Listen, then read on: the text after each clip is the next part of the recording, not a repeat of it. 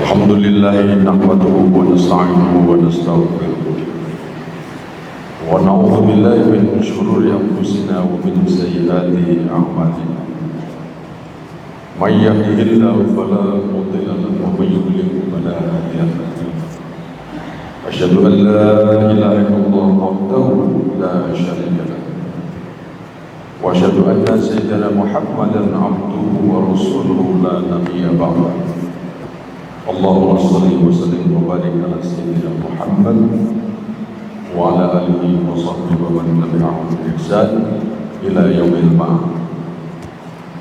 أما بعد فيا أيها الحاضرون أوصيكم ونفسي بتقوى الله وقد فاز من اتقى وخاب من اتقى. Masyaallah muslimin rahimakumullah.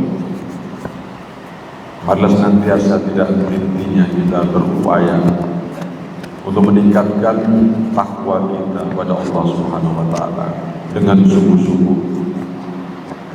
Seiring dengan usia kita yang selalu bertambah dari hari ke hari, dari bulan ke bulan, dari tahun ke tahun, sehingga seiring dengan perkembangan usia kita itu, marilah kita upayakan akan bertambah ketakwaan kita pada Allah, akan bertambah kedekatan kita kepada Allah, akan bertambah keimanan dan keislaman kita, kualitasnya pada Allah Subhanahu wa taala.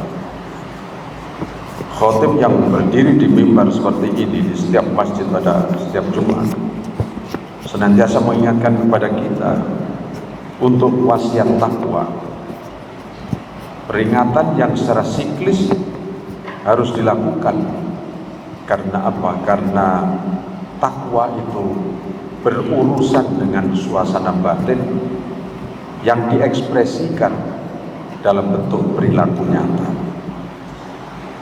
Tidak hanya sekedar pernyataan, tidak hanya sekedar pengakuan dalam hati akan kebenaran agama, tidak sekedar hanya iman, tetapi wajib dinyatakan, diekspresikan, dibuktikan dengan perbuatan nyata.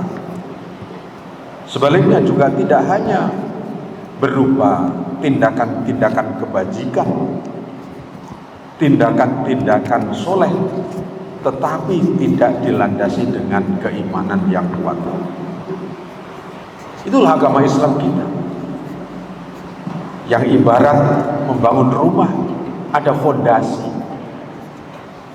yang memberikan penguatan terhadap bangunan yang ada di atasnya. Ada fondasi yang tidak lain adalah iman. Ada fondasi yang antara lain adalah penerimaan kebenaran tentang hal-hal yang gaib tanpa reserve. Karena itu Al-Quran mengisyaratkan kepada kita, memberikan edukasi kepada kita, siapa sesungguhnya orang yang bertakwa itu. Dalam surat Al-Baqarah yang senantiasa kita baca, Allah berfirman, Bismillahirrahmanirrahim, Alif Lam Mim, Dzalikal kitabu la raiba fihi, hudan lil muttaqin, alladzina yu'minuna bil ghaibi wa yuqimunas salata wa mimma razaqnahum yunfiqun, walladzina yu'minuna bima unzila ilayka wa ma unzila min qablik wa bil akhirati hum yuqinun. Itulah takwa yang digambarkan oleh Al-Quran dengan penggambaran bahwa yang disebut sebagai muttaqin, Dzalikal kitabul la raiba fihi, itulah Al-Quran yang tidak ada keraguan sedikit pun bagi kita sebagai orang beriman akan kebenarannya, karena dia adalah wahyu Allah, bukan ciptaan Muhammad sebagaimana tuduhan yang sering dilontarkan kepada kaum orientalis. Wahyu Allah yang harus kita terima tanpa reserve, wahyu Allah yang menjadi bagian dari keimanan kita. Itulah Al-Quran, tidak ada keraguan di dalamnya. Keraguan sebagai apa? Sebagai hudan, petunjuk, guidance bagi orang-orang yang bertakwa, yang senantiasa diingatkan oleh khotib di mimbar seperti ini. Siapa itu muttaqin? Dalam firman ini disebutkan, yang pertama alladzina yu'minuna bil ghaib. Yang pertama adalah, yang disebut orang takwa adalah orang yang yu'minuna bil ghaib. Narasi Al-Quran menggunakan kata kerja kedua di dalam tata bahasa. Dalam bahasa Arab disebut fi'il mudhari, di dalam bahasa Inggris adalah bentuk infinitif, yang memberikan makna bahwa ungkapan yang dinyatakan dalam bentuk kata kerja kedua menyatakan bahwa itu menjadi kebiasaan yang tidak pernah absen. Jadi orang yang bertakwa itu menurut Al-Quran adalah alladzina yu'minuna bil ghaib, yang senantiasa percaya kepada yang gaib. Atas nama apapun, atas nama ilmu pengetahuan, atas nama filsafat empirisme, filsafat materialisme, tidak boleh kita meragukan seujung rambut pun terhadap kebenaran agama, walaupun tidak bisa dibuktikan secara empirik atau secara nyata. Terimalah itu bagian dari keimanan kita. Yu'minuna bil ghaib. Ini adalah landasan pokok.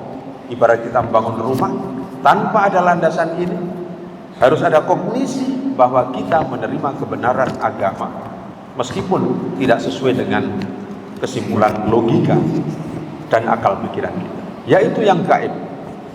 Yang gaib itu adalah keberadaan Allah Subhanahu wa ta'ala, keberadaan alam setelah mati, alam barzah, alam akhirat, pertanggungjawaban dari perbuatan kita di akhirat nanti. Apakah seseorang selamat dan masuk surga, atau seseorang itu celaka dan masuk neraka, bagian dari keimanan kita. Dan itulah yang seharusnya melandasi sepak terjang kita dalam hidup sehari-hari. Makanya narasi Al-Quran berikutnya, setelah kita yakin adanya hal-hal yang gaib, wa yuqimunas shalah. Yang kedua kali Allah menarasikan dengan menggunakan fi'il mudhari atau bentuk kata kerja infinitif. Yuqimunas shalah artinya orang yang bertakwa itu adalah orang yang selalu mendirikan sholat, selalu, tidak pernah absen. Bukan sholat yang ditunaikan dalam rangka untuk menuju cita-cita tertentu yang berjangka pendek. Apakah sholat yang ditunaikan dalam rangka untuk meraih dukungan mayoritas pemilih pada saat pilkada, pemilihan legislatif, dan lain sebagainya, atau untuk kepentingan sesaat? Yuqimunas sholat, dia adalah orang yang selalu mendirikan sholat. Makanya kalau kita selalu mendirikan sholat, Allah berjanji, inna sholata tanha anil fahsya'i wal munkar. Kalau kita menjadi masyarakat yang rajin sholat, memahami makna yang terkandung di dalamnya, maka sesungguhnya dia itu tanha anil fahsya'i wal munkar, bisa mencegah diri manusia dari perbuatan keji dan mungkar. Kenapa masih ada banyak orang yang melakukan tindakan keji dan mungkar? Mungkin saja dia sholat tapi sesungguhnya tidak sholat. Mungkin saja dia sholat tapi tidak menghayati mana sholat, yang di dalamnya ada unsur kepasrahan total kepada Allah. Hidup mati kita pasrahkan pada Allah, dan yakin bahwa apa yang kita lakukan di dunia ini akan ada pertanggungjawaban di akhirat. Jadi dalam Islam, kehidupan tidak boleh kemudian campur aduk. Kehidupan tidak boleh campur aduk antara yang hak dan yang batil. Tidak boleh rajin sholat tapi korupsi. Tidak boleh pulang dari haji tapi kemudian korupsi. Islam mengajarkan lurus, udkhulu fisilmi kafah. Masuklah kalian semua kepada Islam secara utuh. Jangan kemudian Islam yang setengah-setengah. Itu orang yang takwa. Yu'minuna bil ghaib wa yuqimunas sholata. Ini adalah dua unsur. Yang satu keyakinan fundamental, yang satu adalah ibadah mahdhah, ibadah murni, pengabdian itu kepada Allah Subhanahu wa ta'ala. Yang ketiga, wa mimma razaqnahum yunfiqun. Jadi orang yang takwa itu ada unsur dekat pada Tuhan, ada unsur dia selalu rajin untuk beribadah. Yang ketiga, wa mimma razaqnahum yunfiqun. Dia bersedia untuk memberikan sebagian dari harta yang diberikan pada Allah kepada mereka yang berhak. Mimma razaqnahum yunfiqun. Bukan keseluruhan harta yang diperoleh diberikan kepada tindakan-tindakan bantuan sosial, infak dan lain sebagainya. Tidak. Tapi dinyatakan dalam Al-Quran, mimma razaqnahum. Sebagian itu berapa? Itulah yang kemudian diatur di dalam ibadah zakat. Di mana pada harta kita sesungguhnya ada haknya orang lain, ada haknya orang fakir miskin, ada haknya orang yang sedang berjuang fisabilillah, yang dititipkan oleh Allah pada kita. Itulah yang namanya ibadah zakat. Orang yang bertakwa adalah orang yang ketika dia memiliki harta yang telah mencukupi batas ambangnya dia harus zakat, dia wajib melaksanakan zakat. Apakah zakat pertanian ketika panen, apakah zakat dari benda-benda berharga yang dimiliki, apakah zakat profesi dalam kedudukan profesi sebagai apa saja. Sudah ada aturannya. Hanya saja kalau kita melihat secara empirik, di negeri kita yang mayoritas penduduknya 89% itu beragama Islam. Kalau dilihat dari segi potensi zakat yang seharusnya diperoleh, menurut penelitian teman-teman yang ada di Basnas, itu mencapai 327 triliun per tahun. Jumlah yang tidak main-main. Kalau semua orang yang telah memiliki kewajiban zakat, dia mau bayar zakat. Tetapi kenyataannya per tahun hanya mampu terkumpul 40 triliun, lebih sedikit, tidak sampai 41 triliun. Ada gap sekitar 280 triliun. Mengapa? Pertanyaannya. Banyak faktor yang kemudian dianalisis oleh teman-teman pakar filantropi Islam. Kenapa? Antara lain, masih banyak orang yang tidak tahu bahwa dalam hartanya sesungguhnya ada milik orang lain yang harus dizakatkan. Kedua, tata kelola zakat masih belum maksimal. Masih ada yang dilaksanakan secara tradisional, tidak diorganisir secara rapi, secara administratif, secara akuntabel, seperti yang terjadi di negara-negara lain yang sudah memasukkan zakat dan wakaf sebagai bagian dari amanat dan kemudian kerja pemerintah. Meskipun Republik kita sudah memiliki undang-undang zakat, undang-undang wakaf, tapi endorsement dari pemerintah masih perlu untuk dirasakan. Ya. Endorsement dari pemerintah, penekanan dari pemerintah bagi mereka yang wajib zakat masih sifatnya sukarela. Sehingga itulah yang terjadi, Ma'asyiral muslimin, masih ada gap yang begitu menganga antara orang yang seharusnya berzakat dan perolehan dari zakat kita. Ma'asyiral muslimin rahimakumullah. Yang ketiga, orang yang bertakwa itu adalah orang yang rela untuk menyisihkan sebagian dari hartanya untuk dipakai keperluan agama, entah zakat, entah wakaf, entah infak, entah sedekah, dan lain sebagainya. Kemudian yang keempat adalah orang yang mengakui kebenaran dari kitab-kitab yang terdahulu. Jadi setelah mimma razaqnahum yunfiqun walladzina yu'minuna bima unzila ilaika wa ma unzila min qablik, yaitu orang-orang yang yakin percaya kepada kitab yang diturunkan kepada kaum Muhammad dan juga kitab-kitab yang diturunkan sebelumnya. Dengan begitu orang yang bertakwa adalah orang yang memiliki kesadaran historis. Kesadaran historis yang itu penting bagi semua, pelajaran bagi kita. Orang yang gak ngerti sejarah, maka orang itu tidak mengetahui perjuangan para pendahulu kita. Dan kemudian yang terakhir adalah wabil akhirati hum yuqinun. Orang yang bertakwa itu adalah orang yang yakin seyakin-yakinnya bahwa kehidupan itu tidak selesai dengan kematian. Kehidupan itu tidak selesai ketika orang itu menutup mata kembali pada Allah. Tetapi dia yakin bahwa kehidupan masih akan berlanjut nanti dengan kehidupan yang dikatakan abadi, langgeng yang sejati. Makanya di dalam Al-Quran sering dinyatakan khalidina fiha.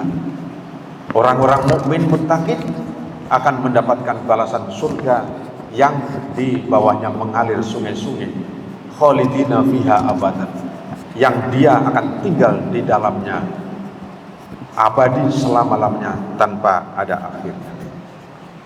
Masyarul muslimin rahimakumullah, karena itulah ketika kita melihat 5 indikasi orang bertakwa, malah kita berusaha bertanya pada diri kita sendiri. Jumatan yang selalu kita hadiri, umur kita yang sudah sampai kepada tahap sekarang ini, sudahkah kita meningkat satu? Keyakinan kita, keimanan kita kepada Allah, kepada hari akhir, kepada hari pembalasan, kepada surga yang akan diberikan nanti. Yang kedua, sudahkah kita sholat secara rutin tanpa absen? Dalam keadaan apapun kita wajib sholat. Dalam keadaan sakit pun kita masih wajib sholat. Dalam keadaan kita tidak bisa berdiri, kita sholat dengan duduk. Dalam keadaan kita tidak bisa dengan duduk, kita dengan berbaring. Dan bahkan dengan isyarat sekuat tenaga kita. Itulah Islam yang akan mengawal perilaku kita. Subuh hari kita bangun, kita sudah menghadap Allah. Tengah hari kita menghadap Allah lagi. Sore hari kita sholat asar. Maghrib kita sholat lagi. Sebelum kita tidur kita sholat isya. Dan ini adalah merupakan pengontrol bagi kita agar perilaku kita menjadi perilaku orang yang baik.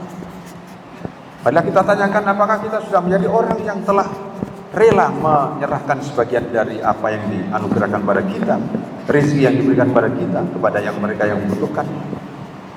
Apakah kita sudah peduli pada orang yang lapar dan kita menolong mereka? Betapa banyaknya orang yang memiliki kepuasan ketika dia mampu memberikan sesuatu kepada orang lain. Jangan dikira bahwa orang yang hartanya dikurangi untuk sedekah itu dia merasa sedih. Banyak di antara kita yang ketika dia sudah bersedekah, dia merasa ada kepuasan batin, kepuasan secara mental karena mampu untuk membantu yang lain. Dan di Jagat Raya ini orang-orang yang seperti itu cukup banyak. Alhamdulillah Islam mengajarkan kita seperti itu dan tidak akan sia-sia. Allah berfirman, "Matsalul ladzina yunfiquna amwalahum fi sabilillah kamatsali habbatin ambatat sab'a sanabila fi kulli sumbulatin mi'atu habbah wallahu yudha'ifu liman yasha wallahu wasi'un 'alim." Al-Quran mengatakan perumpamaan orang yang mau berinfak di jalan Allah kamatsali habbatin, seperti kita menanam satu biji yang akan tumbuh menjadi 7 tangkai. Setiap tangkai akan tumbuh menjadi 100 buah. Jadi dengan penjelasan seperti ini kita bisa bayangkan Allah akan memberikan balasan kepada kita. Setiap satu yang kita infakkan akan dilipat gandakan menjadi 700 kali. Percayalah itu. Bukan kata saya, tapi itu adalah Al-Quran yang mengatakan begitu. Kapan balasannya? Wallahu a'lam bishawab. Bisa di sini, bisa di akhirat nanti. Tapi yakinlah itu adalah kalam Al-Quran. Sudahkah kita peduli kepada orang yang lapar, lalu kita menolong mereka? Rasul menyindir kita dengan ungkapan yang cukup keras dari hadis yang diriwayatkan oleh Ibnu Abbas. An Ibnu Abbas qala Rasulullah SAW, laisal mu'min alladhi yashfa' wa jaruhu ja'ibun ila jambihi. Yang artinya laisal mu'min, tidak termasuk golongan orang mukmin, tidak termasuk golongan orang yang beriman. Siapa? Yaitu orang yang kenyang, orang yang makan kenyang tetapi tetangganya lapar. Jadi kita tidak boleh makan kenyang sementara tetangga kanan kiri kita dalam keadaan lapar. Disitulah mana Islam itu memiliki tanggung jawab sosial ketika ada fakir miskin, ada anak terlantar, ketika ada anak yang memiliki kecerdasan dan tidak memiliki biaya, bagian dari tanggung jawab kita. Di dunia ini banyak orang yang berbuat seperti itu. Kita malu dengan orang-orang yang non-muslim, ya, pengusaha-pengusaha besar yang rela mendermakan hartanya. Ada pengusaha komputer yang mendermakan sampai 100 miliar dolar untuk kepentingan kesehatan, pendidikan, dan kebutuhan anak-anak yang terlantar. Islam justru mengajarkan kepada kita. Makanya marilah saya mengajak kita sekalian untuk suka berinfak, suka bersedekah, dan tanyakan pada diri kita apakah kita sudah melaksanakan bayar zakat dan lain sebagainya. Mudah-mudahan kita tergolong orang yang semakin meningkat takwanya. Amin ya rabbal alamin. Dan mudah-mudahan kualitas umat Islam semakin hari menjadi semakin berkualitas, semakin menjadi umat yang besar dan kemudian memiliki bobot. Khususnya kita menyiapkan generasi yang akan datang melalui universitas kita ini yang mendidik putra-putri kita menjadi anak-anak yang memiliki kesetiaan, memiliki akhlak terhadap kanan kiri, khususnya adalah terhadap orang tua mereka dengan konsep birrul walidain. A'udzubillahi minasyaitonir rajim. Bismillahirrahmanirrahim. Wal 'ashri innal insana lafi khusr illa alladziina aamanu wa 'amilus solihati wa tawassaw bil haqq wa tawassaw bis sabr. Barakallahu li wa lakum fil Qur'anil 'azim wa nafa'ani wa iyyakum bima fihi minal ayati wa dhikril hakim. Wa qur rabbi bil haqq wa anta khairur rahimin.